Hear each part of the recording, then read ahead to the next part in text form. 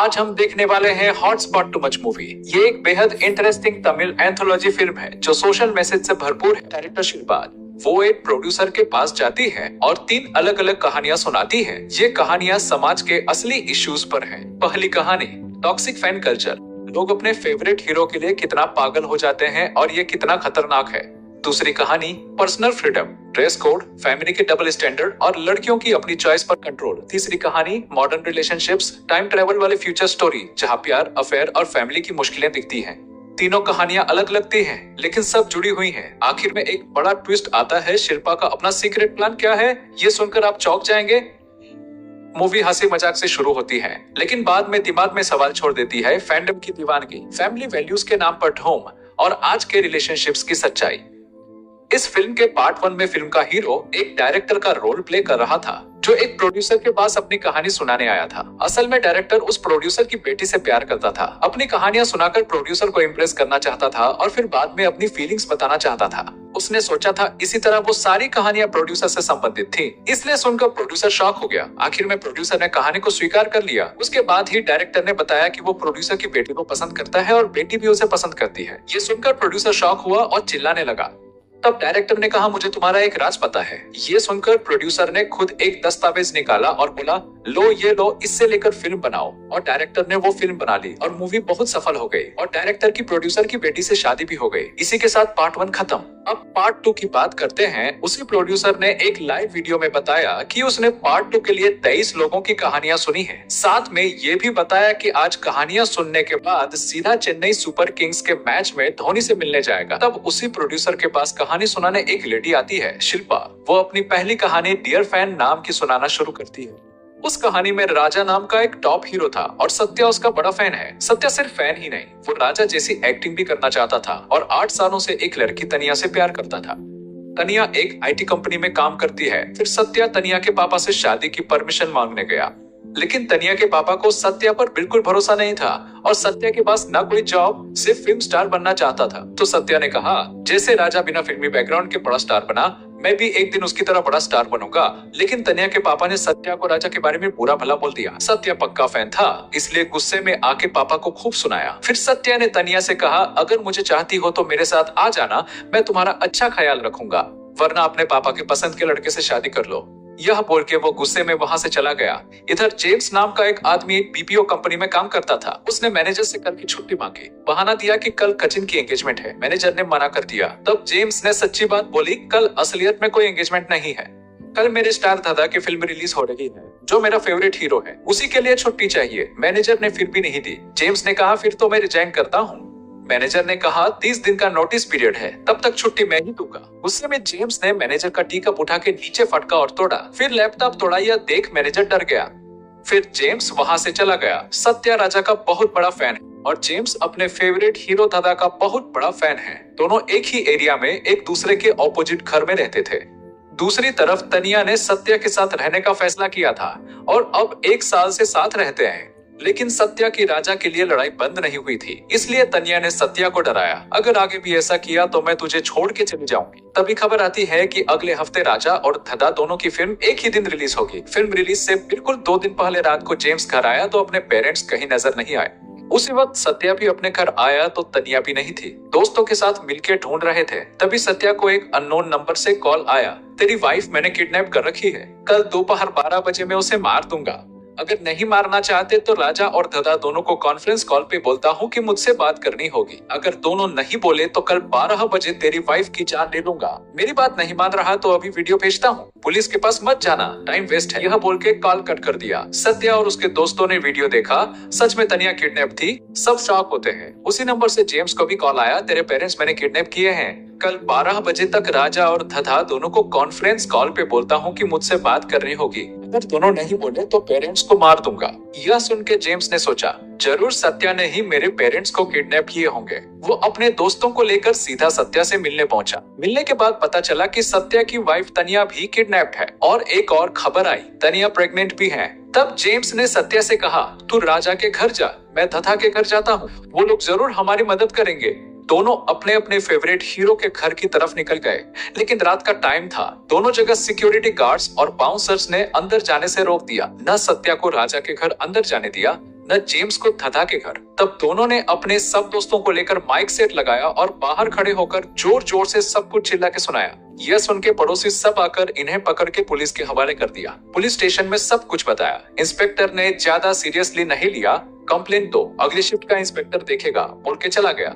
लेकिन उसी स्टेशन में एक सब इंस्पेक्टर था जो कैप्टन विजयकांत का फैन था। उसने कहा, मैं तुम्हारी मदद करूंगा, कोई भी तकलीफ हो मैं डील कर लूंगा। और अपने न्यूज चैनल वाले एक दोस्त को बता दिया। बात न्यूज में आ गई। सत्या और जेम्स ने वो किडनैप वीडियो सोशल मीडिया पे शेयर की। न्यूज पूरी तरह फेमस हो गई। मामला इतना बड़ा हो गया कि चीफ मिनिस्टर तक पहुंच गया। चीफ मिनिस्टर ने खुद राजा और धदा को फोन किया। दोनों कॉन्फ्रेंस कॉल के लिए राजी हो गए। थोड़ी देर बाद दोनों ने उस मिस्टीरियस आदमी से कॉन्फ्रेंस कॉल पे बात की। उसने कहा, मैं तुम्हें 3 डिमांड्स दूंगा, तीनों अगर नहीं मानी तो आज शाम 5 बजे सबको मार दूंगा। पहली डिमांड, धदा की लास्ट फिल्म के कटआउट पे चढ़ के एक लड़का अभिषेक करने के बाद नीचे उतरते वक्त गिर गया था, तो मैं चाहता हूँ कि उस लड़के के पेरेंट्स को धदा अडॉप्ट करे और आगे से जो भी कमाए उसका आधा हिस्सा उन्हें दे। उसी तरह राजा की लास्ट फिल्म रिलीज के वक्त एक लड़का लॉरी पे चढ़ के नाच रहा था, वो नीचे गिर के मर गया, तो मैं चाहता हूँ कि उस लड़के के पेरेंट्स को राजा अडॉप्ट करे और आगे की कमाई का आधा हिस्सा उन्हें दे। दूसरी डिमांड, राजा और धदा दोनों के कटआउट्स लगे हैं। आज शाम तक उनके खुद के बच्चे बिना किसी प्रोटेक्शन के कटआउट पे चढ़ के दूध से अभिषेक करना होगा। तीसरी डिमांड, आगे आने वाली सारी फिल्मों में दोनों राजा और धदा साथ मिलके काम करें। यह तीनों डिमांड्स डॉक्यूमेंट फॉर्म में रेडी हैं। शाम 5 बजे तक आके साइन करो, नहीं किया तो 5 बजे सबको मार दूंगा। यह बोल के कॉल कट कर दिया। थोड़ी देर बाद राजा और धदा का एक वीडियो रिलीज हुआ। उसमें उन्होंने कहा, सबकी जान बचाने के लिए हम कॉन्फ्रेंस कॉल पे गए, लेकिन इन तीनों डिमांड्स में से एक भी प्रैक्टिकल नहीं है, इसलिए हम नहीं कर सकते। यह हम दुख के साथ कह रहे हैं। अगर कोई और करने लायक डिमांड हो तो जरूर बताओ, जरूर करेंगे। शाम 5 बजे एक लाइव वीडियो कॉल आया। एक आदमी पूरे चेहरे पे मास्क लगाए, दोनों हाथों में बड़ी बड़ी छुरियां लिए खड़ा था। उनके सामने ही वो तीनों हाथ पैर सब बंधे एक कुर्सी पे बैठे थे। ठीक 5 बजे उसने दोनों छुरियां तीनों की तरफ ले जाना शुरू किया और वीडियो कट हो गया। यह देख के शॉक में आ गए सत्या और जेम्स और उनके सब दोस्त। सब घबरा के सीधा पुलिस स्टेशन की तरफ भागे। तभी उसी नंबर से फिर एक लाइव वीडियो कॉल आया। इस बार वो आदमी एक कुर्सी पे बैठ के था। फिर उसने पहला मास्क हटाया और सामने आता है। उस आदमी का नाम भास्कर है। भास्कर ने कहा, राजा और धदा ये डिमांड्स कर सकते थे, लेकिन उन्होंने नहीं की, क्योंकि जो मरने वाले थे वो उनके अपने नहीं थे, उनकी वाइफ नहीं थी। उनकी तरह तुम दोनों होना चाहिए। वो अपना काम करता है, तुम अपना काम करो। उसके लिए सब कुछ करके अपनी जिंदगी बर्बाद मत करो। हम हमेशा से किसी के गुलाम रहे हैं, पहले राजाओं के, अब पॉलिटिशियंस के, क्रिकेटर्स के, सिनेमा हीरोज के। तुम्हारे थिएटर जाके टिकट खरीदने की वजह से हीरो उस मुकाम पे पहुंचा, लेकिन तुम धूप में खड़े रहते हो और वो कार में घूम के निकल जाता है तुम्हें देखे बिना। आज तक किसी हीरो के बेटा ने दूसरे हीरो के कटआउट पे चढ़ के अभिषेक किया क्या? वो तो अपनी जिंदगी में आगे बढ़ता जाएगा, लेकिन तुम उनके लिए खुद को तबाह कर रहे हो। हम हमेशा किसी न किसी को सर पे बिठाया रखते हैं। आज से 1000 साल पहले के इंसान के पास जाके पूछो, सचिन कौन है? उसे पता ही नहीं होगा। क्रिकेट क्या है वो भी नहीं जानता होगा। क्रिकेट एक खेल है जो हमने बनाया, उसी में एक आदमी अच्छा खेलता है, बस इतनी सी बात है। उससे जाके लेजेंड बोल के सर पे बिठाया। क्या यह बेवकूफी नहीं लगती? अगर कोई किसी की जान बचाया तो वो असली हीरो है। 4 लोगों को खाना खिलाया, वो हीरो है। कोई आदमी खुद नहीं पढ़ सका, फिर भी एक स्कूल बना के 10 लोगों को पढ़ाया, वो हीरो है। मैं इसलिए यह सब कह रहा हूँ क्योंकि मैं भी एक हीरो का फैन था और अपनी पूरी जिंदगी खो दी। अपनी वाइफ का ख्याल नहीं रखा पाया, अपने बच्चे का ख्याल नहीं रखा। एक बार अपने हीरो के लिए बैनर लगाने के लिए ऊपर चढ़ा तो छत से नीचे आ गिरा, पैर की हड्डी टूट गई। इलाज के लिए लाखों रुपए चाहिए थे। वाइफ ने बहुत कोशिश की, आखिर में उसने अपना जिस्म बेच के मुझे बचाया। फिर बाप की मौत के वक्त उनके अंतिम संस्कार के लिए भी मेरे पास पैसे नहीं थे। और रिसेंटली मेरा बेटा धदा और राजा की फैन गैंग्स की लड़ाई में मर गया। 2 दिन न्यूज में आया, तीसरे दिन वो खबर भी गायब हो गई। इसलिए मुझे तुमसे बहुत गुस्सा था, इसलिए यह सब कुछ तुम्हें बताना चाहता था, इसलिए यह सब किया। लेकिन तुम्हारे पेरेंट्स को और तुम्हारी वाइफ को मैंने नहीं मारा। थोड़ी देर में वो घर पहुंच जाएंगे। अब से दूसरों के लिए बैनर लगाना बंद करो। अपने बच्चे को अच्छे से पढ़ाओ, अपनी फैमिली का अच्छा ख्याल रखो। यह बोल के लाइव कॉल कट हो गया।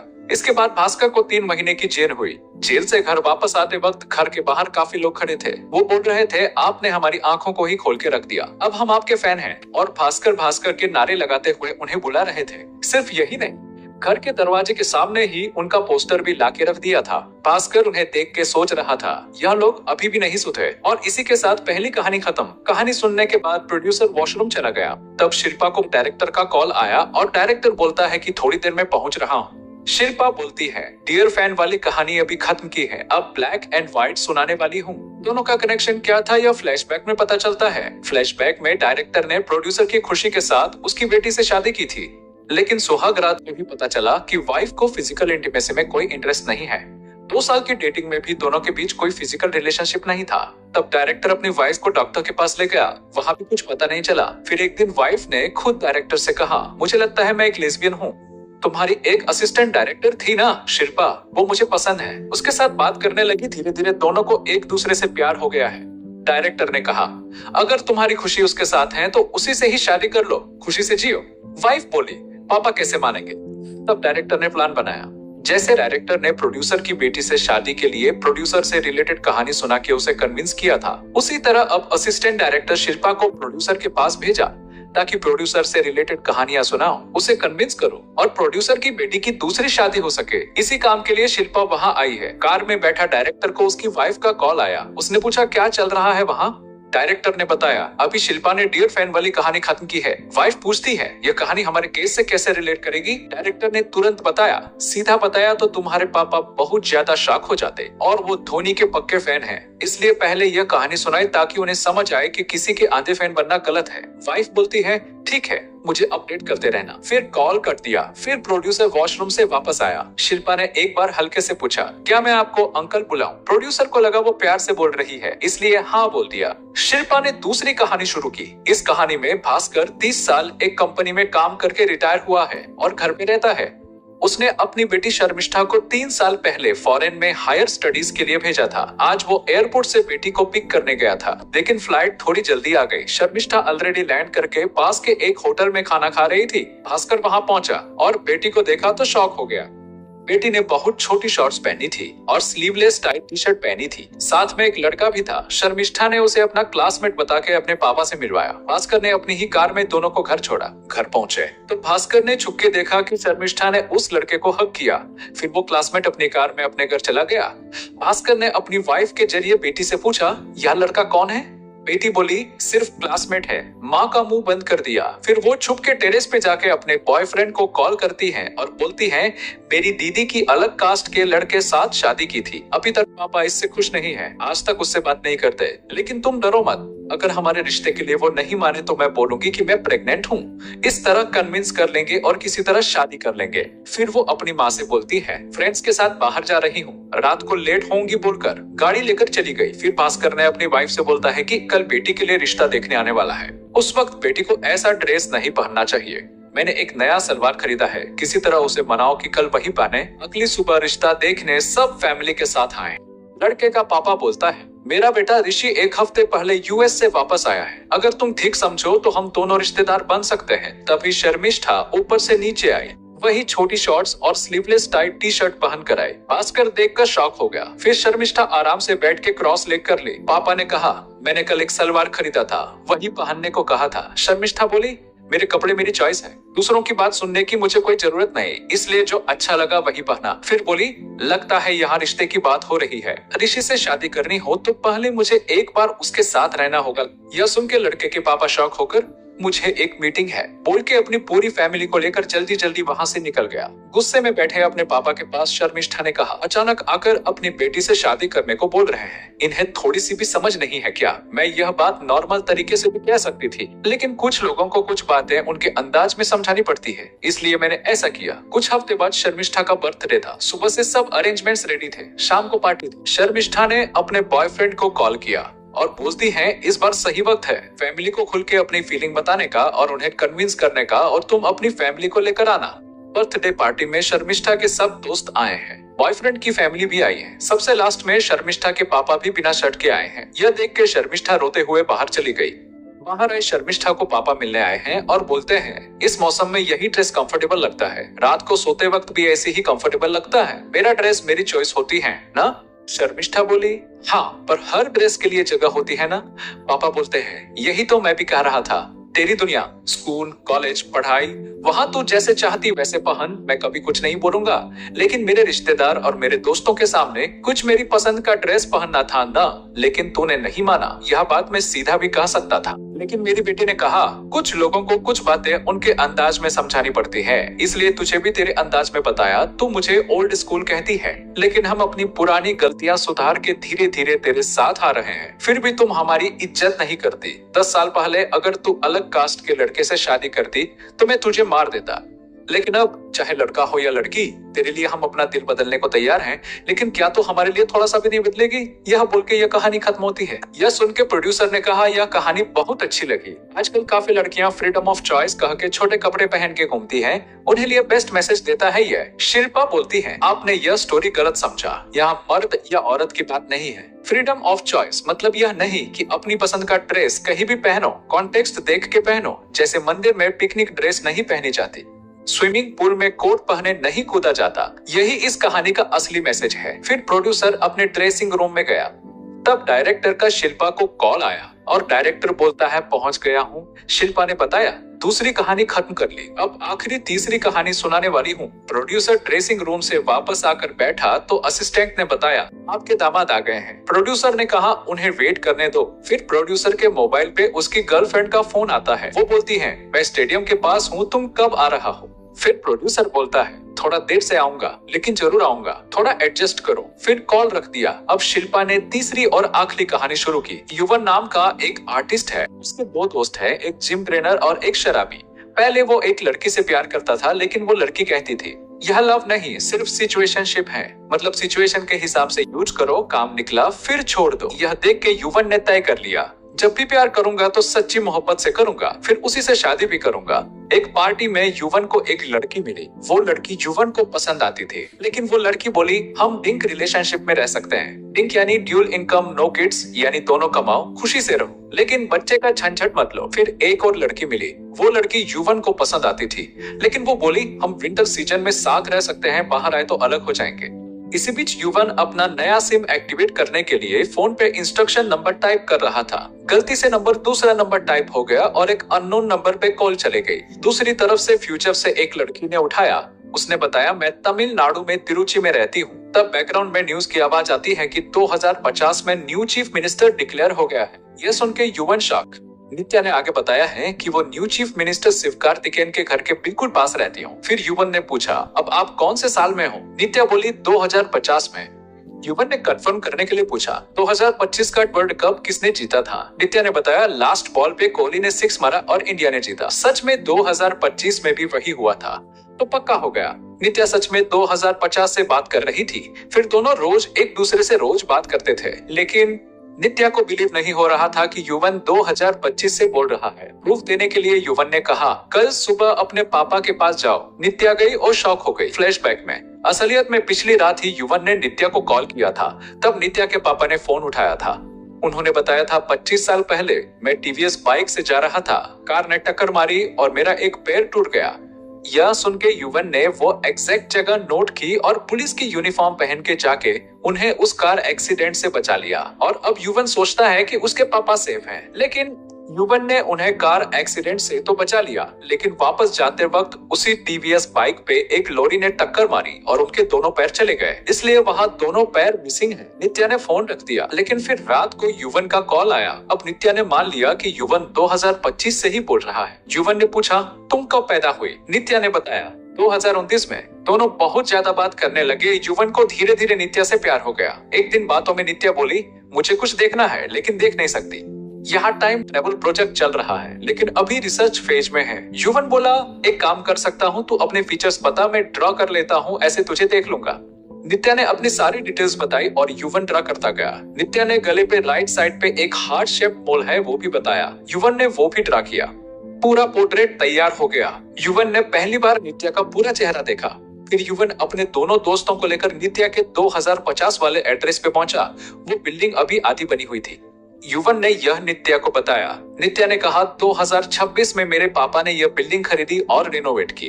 2030 में हम वहाँ शिफ्ट हुए। जो पापा मेरे साथ हैं वो मेरे एडॉप्टेड फादर हैं, असली पापा नहीं। मैं जब 2029 में पैदा हुई तभी मेरे असली पापा हार्ट अटैक से चले गए। थोड़ी दिन बाद माँ भी मर गई। फिर एक ऑर्फनेज से इन्हीं पापा ने मुझे अडॉप्ट करके पाला। युवन ने नित्या से पूछा, आजकल के बच्चे सीरियस लव क्यों नहीं करते? नित्या ने बताया, पहले जमाने में प्यार मतलब था अपने पसंद के इंसान को किसी दूसरे से बचाना, प्रोटेक्ट करना। फिर 80 के दशक में बिल्कुल अंधा प्यार था। फिर फोन, व्हाट्सएप, टिंडर सब आया।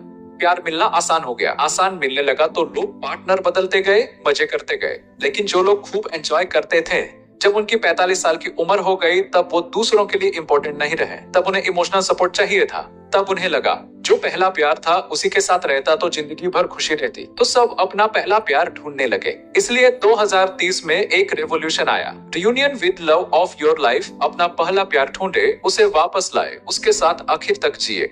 और इसी वजह से 2050 तक प्यार का पूरा कॉन्सेप्ट बदल गया। यह सुन के युवन ने नित्या को घर के दरवाजे के पास आने को कहा। वहाँ युवन ने अपना पोर्ट्रेट ड्रॉ करके दिया, बिल्कुल प्रपोज करने की तरह। नित्या यह देख के इमोशनल हो गई। युवन ने कहा, जानता हूँ हम कभी मिल नहीं सकते, फिर भी तुझसे प्यार करता हूँ। नित्या कुछ बोलने वाली थी, तभी युवन का शराबी दोस्त थोड़ा सा धक्का दे गया। हाथ से फोन नीचे गिर गया, स्क्रीन थोड़ी क्रैक हो गई, कनेक्शन कट हो गया। कनेक्शन कट हो गए। युवन ने उसी फोन से ट्राई किया, नहीं गया। दोस्त का फोन लेकर ट्राई किया, फिर भी नित्या तक कॉल नहीं गई। फ्रस्ट्रेशन में युवन बहुत जोर से चिल्ला पड़ा। उसके बाद युवन नित्या को भूल ही नहीं सका। ऐसे ही 3 साल गुजर गए। फिर घर वालों की दिखाई एक लड़की यामिनी से युवन की शादी हो गई। 2029 में एक हॉस्पिटल में युवन और उसका जिम ट्रेनर दोस्त थे। तभी नित्या दौड़ के आई और युवन से हक करने लगी और बोली, कॉल कट होने के बाद बार बार ट्राई किया पर कॉल नहीं गया। कुछ समझ नहीं आ रहा था। आखिर में साइंटिस्ट ने टाइम मशीन बना ली और टाइम मशीन के लिए मैं खुद वॉलंटियर बनी। उसी टाइम मशीन से तुझे ढूंढ ढूंढ के आखिरकार यहाँ पहुंची हूँ। तुझसे अपना प्यार कहना था, इसलिए सीधा आ गई। फिर नित्या को पता चला कि युवन की वाइफ यामिनी प्रेग्नेंट है, इसलिए हॉस्पिटल में है। युवन ने नित्या से कहा, मैं एक दिन भी यामिनी के साथ ठीक से नहीं रहा। एक रात शराब के नशे में सब कुछ हो गया, इसलिए वो प्रेग्नेंट हुई। मैं उससे बात भी नहीं करता हूँ, हम दोनों मिलके सब ठीक कर लेते हैं। लेकिन नित्या बोली, नहीं, मैं तुम्हारे और तुम्हारे बच्चे के बीच में नहीं आना चाहती। तभी नर्स आई और बोली, आपके घर लड़की पैदा हुई है। युवन अंदर गया, नित्या भी साथ गई। यामिनी ने मुस्कुरा के कहा, हमने सोचा था अगर लड़की होगी तो नित्या नाम रखेंगे, इसलिए इसी का नाम नित्या रखो। तब दोनों ने देखा बच्ची के गले पे राइट साइड पे हार्ट शेप्ड मोल है। दोनों एक साथ शॉक हो गए। युवन को समझ आया यह बच्ची ही बड़ी होकर नित्या बनेगी, जो 2050 से आई थी। और नित्या को भी समझ आया कि युवन ही उसके असली पापा है। यह जानते ही नित्या सीधा 2050 वापस चली गई। युवन डर गया क्योंकि नित्या ने कहा था कि वो पैदा हुई तब ही उसके पापा हार्ट अटैक से मर गए थे। वो सोच के कांप रहा था, कहीं मुझे भी हार्ट अटैक आएगा तो। तभी उसका दोस्त जिम ट्रेनर वहाँ ही हार्ट अटैक से गिर पड़ा। गिरते गिरते उसने एक राज बताया, तेरी वाइफ यामिनी मुझसे रिश्ते में थी शादी से पहले। मैंने ही उसे कहा था अगर बच्चा हुआ तो नित्या नाम रखना, और अभी मैं अंदर गया था, उसने मुझे बताने से रोका। मेरी गलती के लिए माफ करना, मेरी बच्चे का अच्छे से ख्याल रखना। यह बोल के वो मर गया। कहानी खत्म करके शिल्पा ने कहा, प्यार कब, किसको, कैसे हो जाता है कोई नहीं जानता, लेकिन अगर इसे रोकना चाहो तो रिश्तों में अफेयर, सुसाइड, मर्डर सब कुछ हो सकता है। फिर शिल्पा ने प्रोड्यूसर से कहा, एक जरूरी बात करनी है, और बोलती है कि वो और उसकी बेटी एक दूसरे से प्यार करते हैं। पहले प्रोड्यूसर शॉक हुआ, लेकिन फिर उसे समझ आया कि यह सारी 3 कहानियां उसी से रिलेटेड थी। शिल्पा ने सब सोच समझ के सुनाई थी। यह सोच के वो जोर से हंसने लगा, फिर एकदम से उसको अटैक आ गया और फिल्म खत्म हो गई।